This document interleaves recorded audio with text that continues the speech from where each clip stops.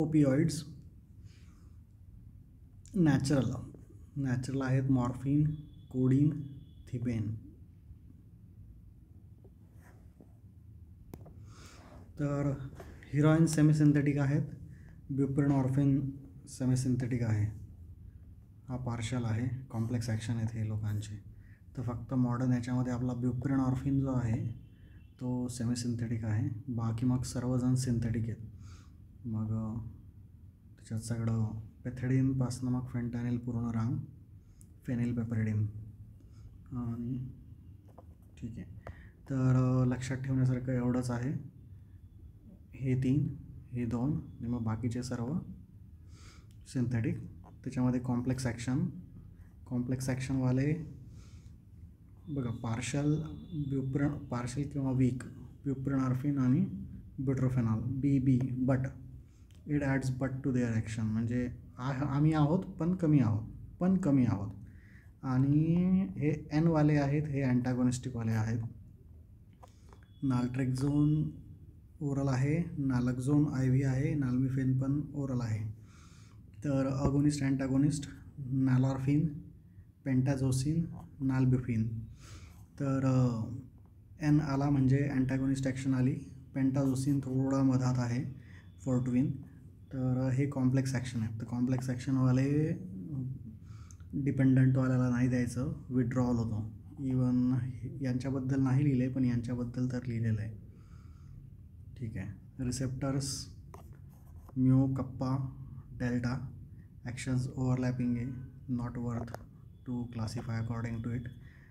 Limbic, नंतर mood आणि इमोशनसाठी थॅलामस, पेनसाठी न्यूरोएंडोक्राईनसाठी, मग ब्रेनस्टेम, रेस्पिरेशन, नॉझिया, वॉमिटिंग आणि ANSसाठी spinal cord, substantia gelatinosa, inhibition of nociceptive. Diagram काढा, पोझिशन दाखवा. पेन, टेम्परेचर, इथे मूड, इमोशन, इथे रेस्पिरेशन, नॉझिया, वॉमिटिंग, ANS, इथे पुन्हा pain. Mechanism of action, presynaptic, postsynaptic तो हायपरपोलराईज करणार आहे, म्हणजे पोटॅशियमचा इफ्लक्स करणार आहे. प्री सायनॅप्टिक तो कॅल्शियमचा इन्फ्लक्स हे करणार आहे, अवॉइड करणार आहे. आणि सिनॅप्समध्ये इनिबिशन ऑफ एक्सायटेटरी न्यूरोट्रान्समीटर. तर काहीही करा, तो डिप्रेसंट आहे, तो इनहिबिट करतो आहे प्री सायनॅप्टिक आणि पोस्ट सायनॅप्टिकली. प्री सायनॅप्टिकली कॅल्शियमला, पोस्ट सायनॅप्टिकली पोटॅशियमला आणि मधात न्यूरोट्रान्समीटरला. That's it.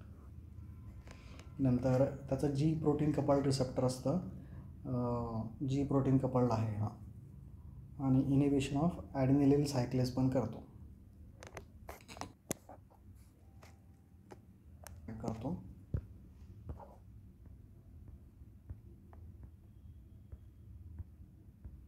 खत्म नहीं वो कुछ है नहीं उसमें.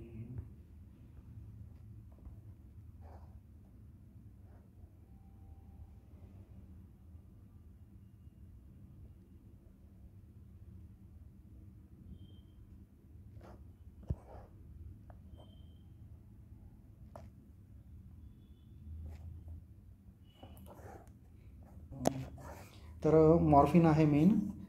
याचं मेन आहे की लिपिड सॉल्युबिलिटी कमी आहे. लिपिड सॉल्युबिलिटी कमी असल्यामुळे न्यूरॉक्झिलमध्ये देतात. त्याच्यामुळे तो काय करतो, त्याचं स्लोली ॲब्सॉर्प्शन होतं. स्लो ॲक्शन येते आणि स्लोली तो, कारण की तो स्पायनल कॉर्डमध्ये ॲब्सॉर्ब होत नाही, CSFमध्ये राहतो आणि CSFसोबत मूव्ह होतो सेफॅलॅड, आणि त्याच्यामुळे त्याची लंबरला जरी दिलं तरी त्याची ॲक्शन थोरॅसिकला पण येते आणि सेंट्रल पण येते. इश्यू हा आहे की फक्त डिलेड ॲक्शन येते, 6 तासाने पण त्याचं रेस्पिरेटरी डिप्रेशन दिसून येतं. तर याचा लो लिपिड सॉल्युबिलिटी आहे, त्याविरुद्ध फेंटॅनिल आहे. तर त्याच्याविरुद्ध फेंटॅनिल आहे, लिमिटेड सेफॅलॅड मुवमेंट होते, कारण की हा स्पायनल कॉर्डमध्ये पटकन घेतला जातो. त्याच्यामुळे रॅपिडली डिफ्यूज होतो, कारण की लायपोफिलिक आहे म्हणून क्विक आणि शॉर्ट ॲक्शन आहे, सेगमेंटल ॲक्शन आहे फक्त, आणि टिप इन्सिजनला जिथे क्लोज आहे तिथेच catheter tip. Hydrophilic morphine slowly Uptake होतो, कारण की स्लोली डिफ्यूज होतो, डिलेड आणि लॉंग ॲक्शन आहे, सेफलाइड मायग्रेट होतो. ॲनाल्जेसिया थोरासिक आणि अप्पर ॲब्डॉमिनलसाठी पण देऊ शकतो. तर ज्या ठिकाणी आपल्याला पंक्चर नाही करता येणार त्या ठिकाणी हे चांगलं आहे. तर मॉर्फिनची बायोअवेलेबिलिटी कमी आहे, हिपॅटिक एक्स्ट्रॅक्शन खूप जास्त आहे, फक्त 20 ते 30% आहे. त्याचे 2 प्रॉडक्ट्स बनतात ग्लुकॅनोडेशन करून, M3G आणि M6G. M3G हा मेजर आहे आणि हा इनॅक्टिव्ह आहे. M6G हा मायनर प्रॉडक्ट आहे परंतु हा पोटंट आहे. तर त्याच्यामुळे त्याची डिलेड ॲक्शन राहते आणि रिनल फेल्युअरमध्ये हा ॲक्युमुलेट होतो.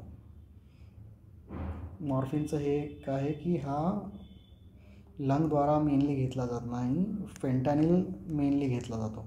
फेंटॅनिलचं त्याच्यामुळे सेकंड पीक येतो, कारण की याचा एंटेरो हिपॅटिक सर्क्युलेशन पण होतं. हाय हिपॅटिक ॲक्शन हे तर आहेच त्याचं फेंटॅनिलचं. त्याच्यापासून नॉरफेंटॅनिल बनतो जो इनॅक्टिव्ह आहे.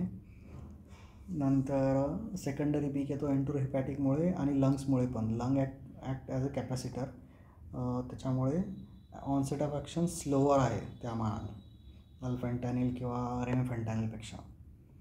4 मिनटं लागतात आणि नंतर त्याचा सेकंड पीक पण येतो. 75% हिपॅटिक एक्स्ट्रॅक्शन आहे, नॉरफेंटॅनिल बनतो त्याच्यापासून. तर हा चार्ट महत्त्वाचा आहे, ऑनसेट आणि ड्युरेशन. तर रेमी आणि अल हे लेटेस्ट आहेत, अल्ट्रा शॉर्ट आहेत, अल्ट्रा शॉर्ट ऑनसेट आहे आणि शॉर्ट ॲक्टिंग आहेत. त्या मानाने फेंटॅनिल आणि सुफेंटॅनिल शॉर्ट ऑनसेट आहे, 4 ते 10 मिनटं लागतात आणि अर्धा तास ते 2 तास ॲक्ट करतात, फेंटॅनिल आणि सुफेंटॅनिल. आणि मग मॉर्फिन, ब्युप्रेनॉर्फिन हे एकदमच स्लो ॲक्शन आहे आणि खूप लॉंग ॲक्शन आहे. पेथेडिन तर फेंटॅनिलचाच कंजिनर म्हणजे आधीचा हे आहे व्हर्जन, त्याच्यामुळे. तर दिस इज इम्पॉर्टंट.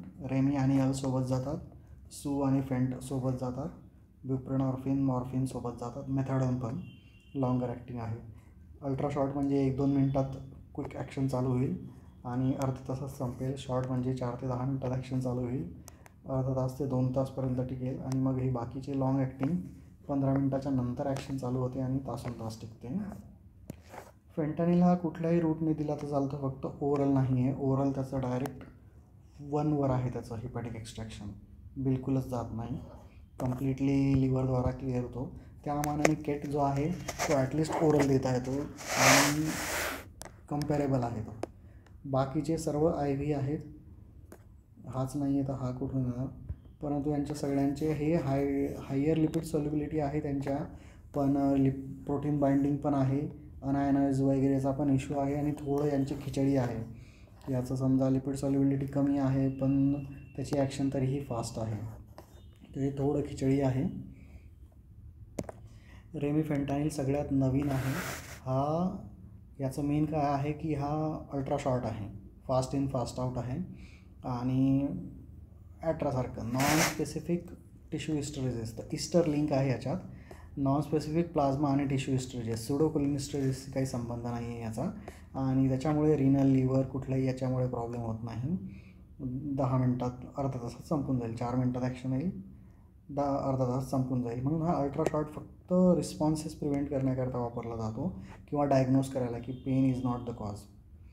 तर वेगल बोलू शकता तुम्ही बाकीच्या उपॉइडसारखं की ब्रॅडी वगैरे होईल.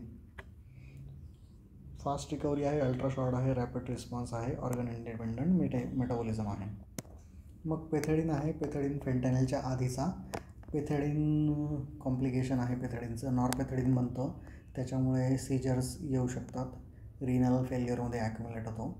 बाकी म्हटलं लेस निओनेटल डिप्रेशन, पण तरी सर्व ओपॉइड निओनेटल डिप्रेशन करतात आणि हा कार्डिॲक कॉन्ट्रॅक्टिलिटी कमी करतो, टॅकी करतो, त्याच्यामुळे हे लोक कार्डिॲक डिसीजमध्ये वापरणं मुश्किल आहे यांना.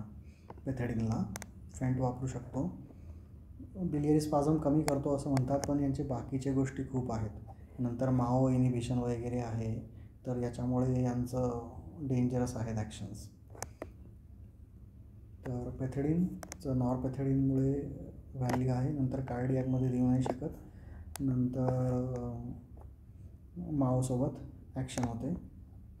ट्रॅमाडॉल वीक आहे, त्याच्यामुळे त्यांचं सीलिंग ॲक्शन आहे, एक रेस्पायरेटरी डिप्रेशन कमी आहे. पण त्याचं हे आहे की सीजरसाठी थ्रेशोल्ड कमी होऊ शकतो आणि वीक आहे त्याच्यामुळे कम्प्लिटली रिव्हर्स नाही होत नॅलॅक्झोन नाही.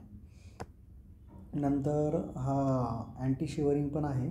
तर शिवरिंग आहे त्याचं मेकॅनिझम हे सेरोटोनिन आणि नॉरएड्रेनालिन अपटेक इनिबिट करतो याच्यामुळे म्हटलेलं आहे. आणि हा ट्रॅमाडॉल वीक ओपॉइड आहे आणि त्याची ॲनाल्जेसिक ॲक्शन यांच्यामुळे पण आहे, सेरोटोनिन आणि नॉरएड्रेनालिन अपटेक इनिबिट केल्यामुळे. तर कॉम्प्लेक्स ॲक्शन आहे, वीक आहे आणि अदर ॲक्शन्स पण आहेत. सीजरचा इश्यू आहे. नंतर त्याच्यामुळे SSRI वगैरे ज्यांच्यासोबत आहेत हे पण रिअपटेक इनिबिट करतात, हा पण रिअपटेक इनिबिट करतो, इश्यू होऊ शकतो. लिव्हरद्वारा मेटाबोलाइज्ड आहे. डोस त्याचा आहे 2 mg/kg, 4दा देऊ शकतो आपण. 3दा विचार करतो ट्रॅमाडॉल TDS असा, पण 4दा देऊ शकतो. शिवरिंगसाठीचा डोस 0.5 to 1 आहे. नंतर कॉन्टेक्स्ट सेन्सिटिव्ह हाफ लाईफ. रेमिफेंटानिलची फक्त 4 मिनिट आहे, त्याची तीच खासियत आहे. इवन अल्फेंटॅनिल सुफेंटॅनिल पण चांगले आहे. फेंटॅनिलचा प्रॉब्लेम आहे, फेंटॅनिल ॲक्ट पण स्लोली करतो आणि ॲक्युमुलेट पण खूप होतो. तर इवन आवर्सपर्यंत त्याची ॲक्शन जाते.